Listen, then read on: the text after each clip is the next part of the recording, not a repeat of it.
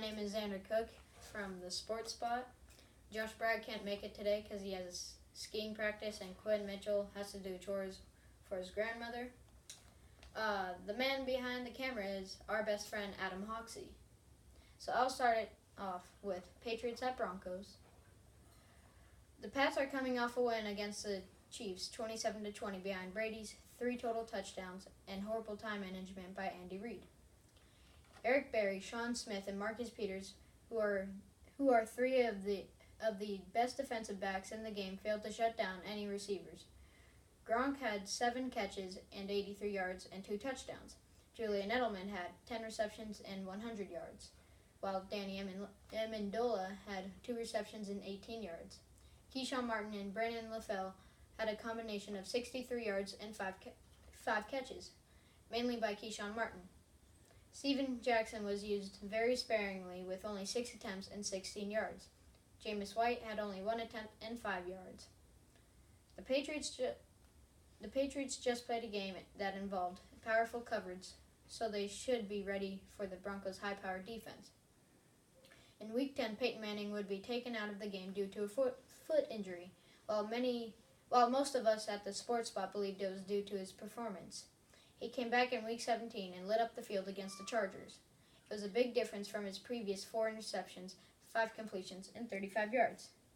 Last week against the Steelers, when the Broncos won 23-16, Manning had 222 yards, no touchdowns, and no interceptions, while C.J. Anderson had 72 yards and a touchdown. The Broncos' key to victory is for the defense to keep up with Tom Brady and his receiving corps.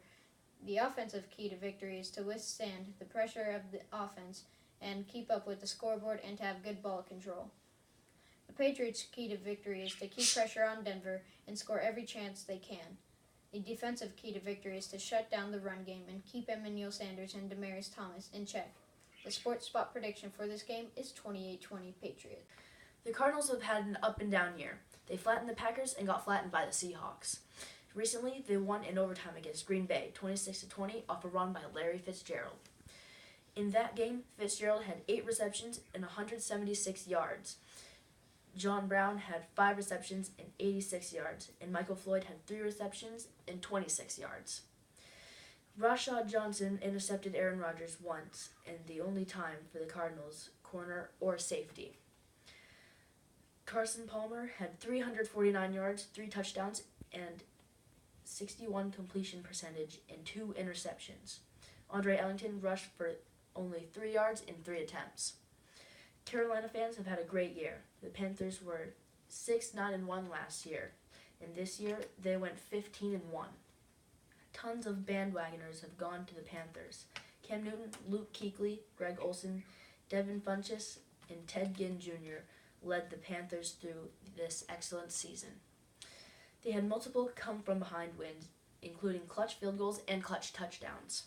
The Panthers could not be stopped. Cam Newton threw for 161 yards and had 1 touchdown. Jonathan Stewart had 19 attempts and rushed for 106 yards against the Seattle defense. Carolina let up 24 unanswered points last week against Seattle, but held on to the win, 31-24. Arizona, key to the game, keep up with the Panthers on both sides of the line. Carolina, key to the game, keep Cardinals under pressure. The Sports Spot prediction for this game for Xander and Quinn is Panthers 35-31, and for Josh, Cardinals 35-28.